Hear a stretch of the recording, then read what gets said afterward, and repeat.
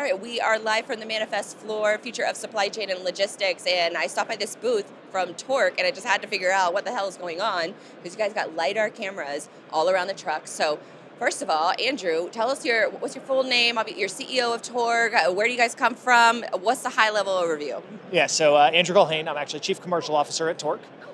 So have been with the company for over 18 years in the self-driving space, and Torc's one of the pioneers in self-driving. And what you're seeing here is actually our current generation of a self-driving 18-wheeler powered by our AV3.0 or AI-based architecture. Oh, interesting. So software and hardware?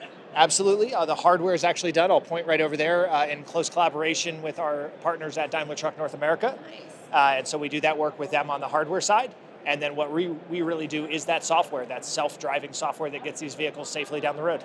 Now, what's the biggest challenge right now? I mean, obviously, autonomous trucks have, had challenges early on with, even the concept of, is this ever going to be a real thing? And now we're valid use cases being run all over the country. What is where does Torc stand in that ecosystem? Yeah, so we are well on our way towards what I would say is kind of the industry first of not only taking a driver out, but doing it in a true scalable production way.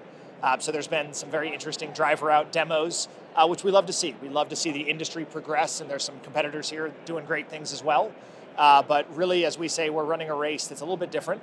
And that's that the day we take a driver out, we have a real product that we can scale and have clear path to production, right? As we're here at Manifest in supply chain and logistics, this is an industry that thrives on scale, right? We need scalable solutions, and Torc's approach is to do it in a scalable, safe way. So where are you starting out at? Where's the most successful? Is it, a local? Is it long haul? Yeah, so focused on the long haul. Actually, I just got back from last week, and our operations center is out of the Fort Worth area. So just on the north side there in Alliance, Texas, a big logistics hub, right? And where we're doing our launch lane is actually from that Alliance hub down to Laredo. And so we operate I-35 as sort of our initial product launch lane. Oh, I think I've heard. Okay. Yeah, very dense freight track. As I tell people, if you've never been to Laredo, it is a sight to see the volume of truck traffic down there. But it's this major corridor of freight into the U.S. But the beauty of it is that's just the launch lane. As soon as we take a driver out on that, we actually have an ability to scale very quickly. So how does an autonomous truck go through border security? That's a good one that we're working very closely with. And Laredo, there's a border checkpoint up, I believe, mile marker 28. But yeah, working through that. And that's one of many challenges, right? Whether it's weigh stations, whether it's what happens if you get pulled over for an inspection. Right. So obviously the AI that's required to drive the truck is a big challenge, but then all those other aspects, as we say, all the illities, right? The reliability, the maintainability, the how do you work with different interactions. So those are all big things that we work through as we get this product to the road. So proving the use case from one, I guess, DC to the next DC? So actually the cool thing is, much like you've seen with the expansion of robo-taxis, right, is a great example.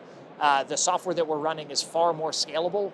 I'd say the big, airport hub to airport hub was sort of your 2018, 2019 model of self-driving trucks for the middle mile.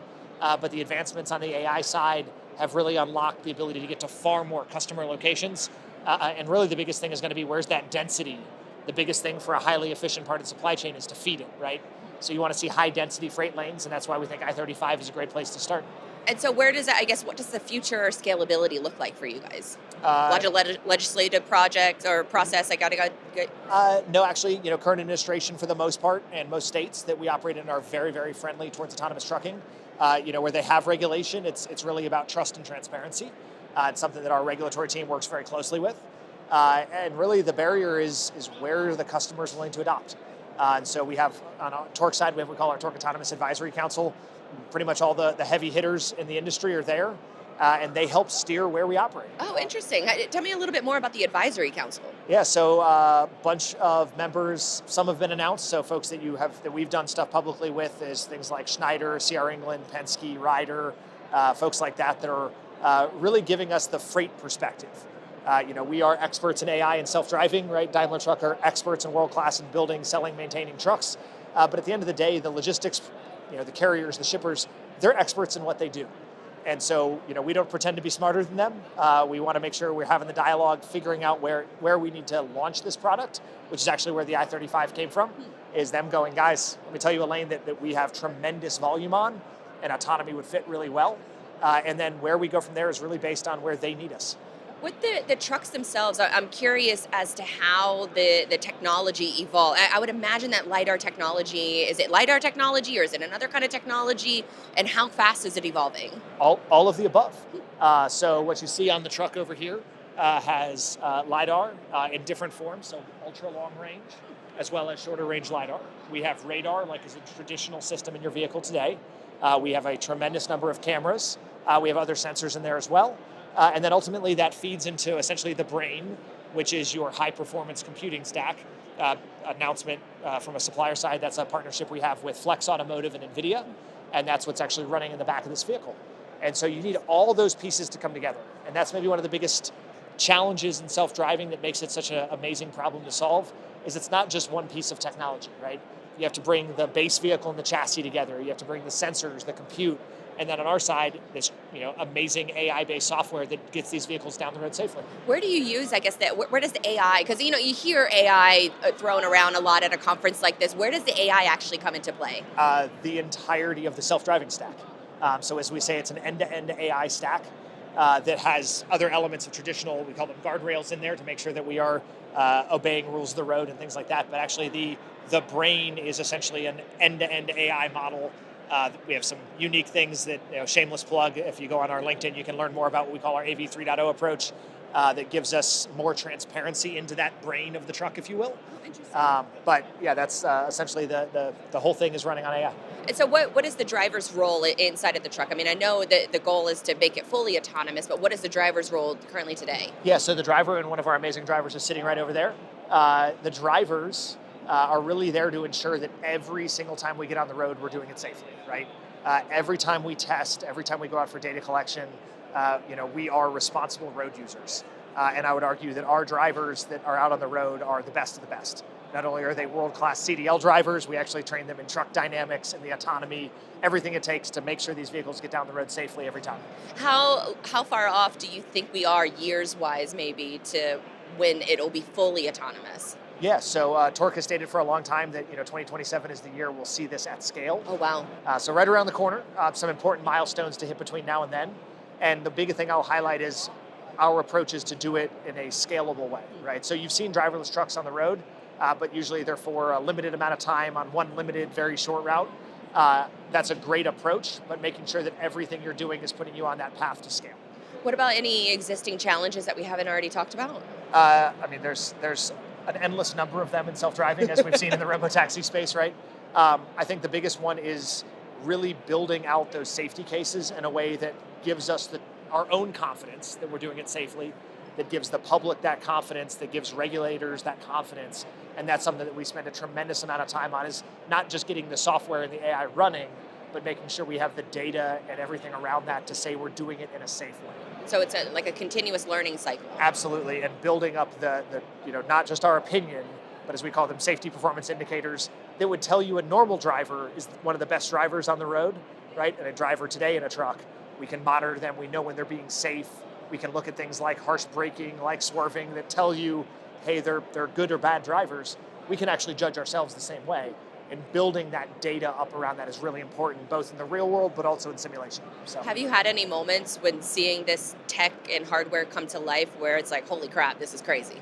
Every day, right? I've been at Torc for, like I said, 18 years. I've been around the self-driving industry, seen vehicles get commercialized in other industries, and it is a never-ending just sense of amazement when you see this happening, coming together, getting on the road, and just seeing the ability of that software and from the Torc perspective of the team to put something out there that can actually get down the road and realize the impact it can have, right? Well, backing up a little bit, 18 years at Torc, what did autonomous trucking look like 18 years ago? So actually the genesis of a lot of your self-driving, if you go way back, whether it's robotaxi, mining, off-road, came from a thing called the DARPA Challenge. This was forever ago. And Torc was around during that. No and so that's sort of the genesis of Torc as well. So we're sort of some of the original folks in the space. And you want sustainable companies to do sustainable things in logistics. And while we're cutting edge and innovative today, you need some of that pedigree to make sure that you have the staying power to still be here and really serve those customers like our advisory council. Any plans or I guess announcements that we should be on the lookout for maybe the rest of this year or in the future? I'll just say it's going to be a busy and exciting year for Torc, so especially second half, keep your eyes open. Awesome. Well, anything else you want to mention that you feel that we haven't already talked about? No, I think we've hit a lot. My biggest one is, as you hear a lot of AI, and you hit it rightfully so, right? Everybody has some sprinkle of AI. From an AI perspective, I like to look at, where could somebody make the biggest impact in AI in the next 3 years? And somewhat maybe bias here, but the impact that you could make in self-driving trucking over the next 3 years from a physical AI, getting it out in the real world is immense. And something that I think we're truly excited for. And obviously, as we're here at Manifest, you can see the excitement as well. Yeah, I think in a couple decades, we're going to look back and think that it was absolutely insane to have this many people behind the wheel of a truck and of a car. And most things are going to be autonomous. You'll see more and more of it, but take it a step further for quality of life, right? Get drivers home at night, take away that long haul, get them home to see their families, have better quality of life. Not sleeping on the side of the road. Like that's or really not worrying important. About some dummy that's causing an accident on you. Or cargo theft, or take your pick of flavor from the show, right? So that's interesting. How does it protect against cargo theft? When does most cargo theft happen? With a certain mile radius of the pickup facility. And when vehicles are parked. Oh, okay. That's interesting. Self-driving truck doesn't need a bathroom break. That's super interesting. Okay, yeah. Trucks in motion are safer than trucks parked. Makes a lot of sense, and you don't have to continue to train drivers if you don't have them in the cab. So exactly. So that's exciting. We're looking forward to what this year and obviously the next couple of years in self-driving trucking holds. Awesome. Well, this was great. Thank you so much. Thank you.